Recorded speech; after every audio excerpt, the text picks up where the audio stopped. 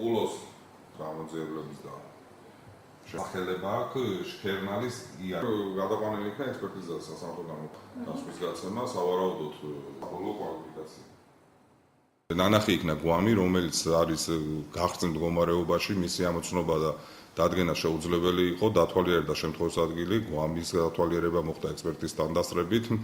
შემთხვევის ადგილზე ნანახი იქნა უშუალოდ გვამის ჯიბეში ჰქონდა 100 ლარი რუსული კუპიურა, ხელზე ჰქონდა სამაჯური, რომელიც სავარაუდოდ უნდა იყოს მუსულმანური. გვამის ამოცნობა ამ ეტაპზე ვერ მოხერხდა, ვინაიდან არის კიდევ ერთხელ აღნიშნავ ისეთ მდგომარეობაში, რომ გარეგნულად მისი ამოცნობა შეუძლებელია.